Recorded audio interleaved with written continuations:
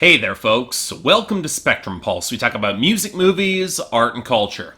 And today we are finally going to be talking about the newest album from Nelly Furtado called The Ride. Have to be honest, I'm a little amazed that there were requests to cover this on Patreon. But in a bizarre way, I'm kind of glad that I am. And to explain why, I need to explain my very complicated relationship with this particular Canadian singer-songwriter. So, story time. See, back in the early 2000s, the whole prefabricated and super polished female pop star image was fading out of fashion. But it's not like this style of pop artist was exactly going away, just synthesized into a new format. Thus, partially driven by the still vibrant adult alternative scene in the 90s, our crop of female pop stars began picking up a little bit more organic texture and unique personality and detail. It's how Pink became a firebrand. It's how Avril Lavigne broke out of pop punk. It's how Kelly Clarkson earned critical acclaim by going a lot harder into rock territory. And into all this, barely into her 20s with two fellow Canadian producers who were relative unknowns, came in Nelly Furtado with her debut album, Whoa Nelly, and I hated it. Part of it was overexposure, I'll admit that, given how much Canadian radio will overplay Canadian talent and you couldn't really escape it. But for Nelly Furtado, it was even worse for me. I didn't like her voice, her production grated on my nerves, and I despised her artistic persona. See, despite the slightly more earthy style of her writing and presentation, it wasn't like the pop polish wasn't there, and Nelly Furtado's quasi-bohemian debut didn't overshadow some really annoying lyrical shortcomings. It felt so phony to me. Now, I'll imagine all this makes me sound like Steve Albini talking about Alanis Morissette or Liz Phair, look it up. But in retrospect, it was a more complicated issue. It was a debut that had a distinctive tone and style, but Nelly Furtado wasn't refined enough as a performer at that point of her career to fully deliver on it. That changed on her sophomore album Folklore, and that was a fair bit better, and it did precisely nothing in the United States. So, along with so many of her contemporaries in the mid to late 2000s, Nelly Furtado decided to sell out, which isn't accurate because she was always part of the system, but it's not like the mainstream public understood that, and she decided to hook up with Timbaland for her third album, Loose, and it was the best possible move, and arguably her best album. Sure, she wasn't convincing in 2000, but 6 years later, with some real stage presence and charisma, she released killer singles like Man-Eater, Promiscuous, and Say It Right, and especially the team up with Timbaland and Justin Timberlake that stands as one of the most defiantly arrogant and kick-ass mainstream songs in the decade, Give It To Me. Now, for 2 years, it looked like Nelly Furtado, she had it all figured out. She was on her way to becoming a superstar A-lister, and then it all fell apart. And believe it or not, I don't really blame Nelly Furtado entirely for this. Sure, it probably wasn't the best choice to release an entirely Spanish-language album in 2009 rather than perpetuate her momentum, but mainstream pop was shifting to a much more synthetic sound in the club boom, and adult alternative was dying a very slow death on the charts. Sure, she tried for a comeback in 2012, but by then, pop had just passed her by, and bad promotion from her label didn't really help matters. And so, Nelly Furtado did something that took me by surprise, but also seemed like the natural move. She went independent, took some time off, and met up with acclaimed indie producer John Congleton through a connection to St. Vincent, which in an odd way makes way too much sense. And yeah, that gave me a lot of hope going into this project. Free of label constraints and old enough to refine some of her songwriting where she doesn't have to please the mainstream in the same way, this could be a new chapter for Nelly Furtado going forward, especially if she remembers the grooves that made her mid-period work so potent for me. So okay, where does The Ride manage to take us? Okay, look, I've been struggling with this review for the past couple of days because this is kind of a weird album. Not a bad one by any stretch, but a strange record. And when I say that, I'm adding the additional qualifier that it's more weird in the context of Nelly Furtado's career than it is in comparison with a lot of modern indie pop, where it fits in pretty understandably on the more reserved, poppy side. But after a lot of repeated listens, I'm also convinced that this record is more interesting to talk around than it is to talk about it directly. I'd be hard-pressed to call it incredibly compelling stuff, mostly because it seems like Nelly Furtado still doesn't really grasp her own greatest strengths as an artist or as a singer or as a songwriter, which is kind of frustrating because going back through this album, the one consistent compliment I'm going to give is that Nelly Furtado as a vocalist, she sounds great on this album. Her voice has thankfully filled out and developed and matured, picked up a little bit of richness to amp up her natural charisma, and she's definitely a compelling and unique presence behind the microphone. I don't mind her as a singer nearly as much as I did back in 2000. She hasn't sounded this good since Loose, in my opinion, which also had the benefit of Timbaland's production to kick up the grooves, something I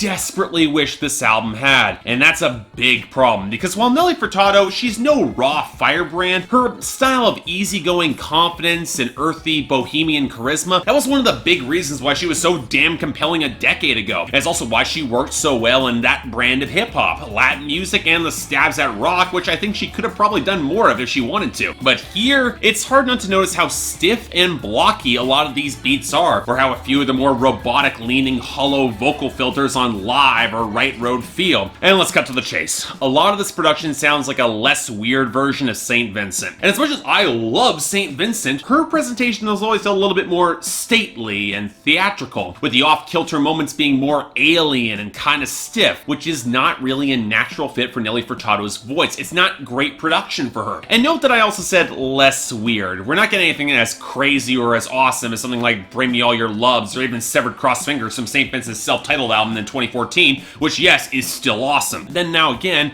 it's not like to say this record is all that bad. Even if Cold Hard Truth feels like it was mostly cribbed from Digital Witness with the more cowbell and blaring synth, and while we're on the subject of that self-titled album, Magic has a lot more suspicious similarities to Psychopath in its composition and hook, but John Congleton, he's a good enough producer to at least keep things pretty workable and listenable. Yes, it's all the more stiffer than it should be, and it desperately needs a real bass guitar and drums to loosen things up, but once you get past a pretty leaden first half of the album, which includes the whooping Goldfrapp rip with a really ugly piano line that is Paris Sun, really should have been a lot sexier than it is, but the production does not flatter it, the record actually gets a fair bit better. Sure, with the rattling percussion against the warping, watery synths on Sticks and Stones, feels a little like a Tune Yards B-side, but at least it's got a weird, loping progression that kind of works with the synth line. Magic is even better courtesy of the tight, bassy beat, the tight multi-tracking, and the hints of actual guitar to it, a similar factor that actually works with the very late 90s-esque Palaces, except with much blockier tones, but the fusion kind of works. And on the topic of Goldfrapp, a slightly hollow elegance of the tones on Pipe Dreams combined with Furtado's richer cooing actually kind of nails the ambient tones that they couldn't make interesting on Silver Eye. I actually kind of like when Nelly Furtado steps into her deeper vocal range. She sounds really good there. Now, the track that attracts the majority of my attention was actually Tap Dancing, which was actually co-written by country artist Natalie Hemby, who dropped one of the best indie country records of this year with Puxico. And yeah, the slightly more soulful touches and the multi-track vocals and the plucky melody line against the thicker synth makes it a pretty interesting listen, if not quite a great one as much as I might want it to be. And it's reflective of the fact that when this record steps towards more mature piano ballad territory, the production tends to be restrained enough to not get in the way, in comparison with the shrill squonk of Live or the throwback to earlier albums on Right Road that wasn't nearly organic enough to stick the landing, especially in some of the composition. It just did not come together for me. And this takes us to the writing and the assertion that I'm not sure Nelly Furtado is playing to her strengths as a songwriter. Having gone back through her entire discography before this review, she's not exactly a bad writer on this album from a technical standpoint, but I always get the feeling that she doesn't quite trust her audience to follow a lot of her metaphors, which is kind of bizarre because it's not like she's doing much more in terms of poetry or nuance than many of her contemporaries. Actually, in some cases, she's doing a fair bit less, and that can be more than a little bit distracting on the ride and going into indie pop, because the writing simply does not match the greater complexity and weirdness that's accompanying some of this production. Take Carnival Games. It's not a bad idea to compare the flashy distractions of life that might provide an initial adrenaline rush but ultimately not satisfy you in the long run, but instead of tying the metaphor back to pop music and that scene or relationships, it seems to hang in isolation from anything else, a thought experiment that doesn't even try to stick the landing. The closer, Phoenix, it tries a little harder to stick the landing in a rebirth and recovery story, but it's also the most bog standard metaphor that you can get for this sort of situation, which you can also say for Sticks and Stones and Pipe Dreams or Flatline. Hell, in the last case, the breakup seems to nearly kill her, and direct exaggeration doesn't suck me into the song, and it's not a great fit for Nelly Furtado. Now, don't get me wrong, directness can be a huge asset, and I do like Sticks and Stones and Pipe Dreams on some level, but you have to admit, there is a lack of sophistication in some of the writing that doesn't reflect a lot of progression since her mainstream heyday. Hell, even though I really do like Magic on a compositional level, it's a good hook, it does have a little bit of that underlying immaturity where she's yearning for an old flame who has settled down and got his life in order, where she's just not there yet despite trying, which could have had a little bit more weight if it felt remotely self-aware or actually had some commentary on it, because that's why Tap Dancing actually works for me. Yeah, the metaphor is utterly beaten into the ground, but the exhaustion that comes with constantly putting on a show to meet your partner's expectations when she shouldn't even have have to do that. That comes with real life experience in order to inform the song. It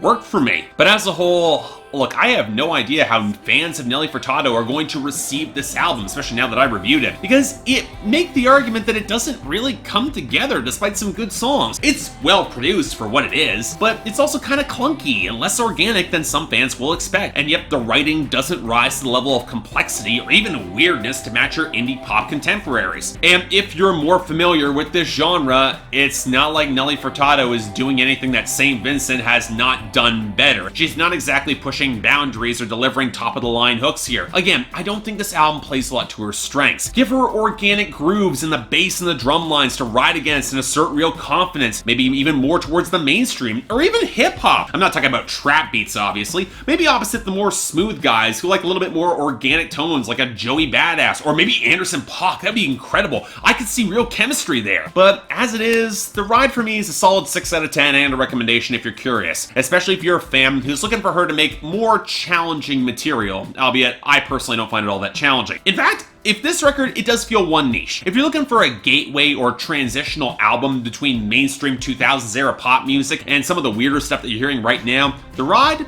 you know what? Probably for you. Definitely check it out, at least if you're curious. So yeah, thanks a lot for watching. I'd like to like and subscribe, I'd be more than grateful.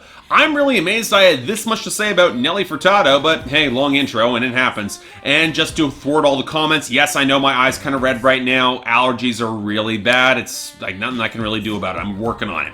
Beyond that, anything else I might be able to do to improve my presentation, I'm all ears. If you want to buy the album, links in the description below. I got the poll up there so you guys can tell me what you thought about it. And if you guys want to get involved in my scheduling process, the link to my Patreon is right there, where 3 times a week you guys get to vote on my schedule. And once per week for the higher contributors, you guys get to add records to my schedule. So we get stuff like this. But until then, I'm Mark, you're watching Spectrum Pulse, and I'll see you next time.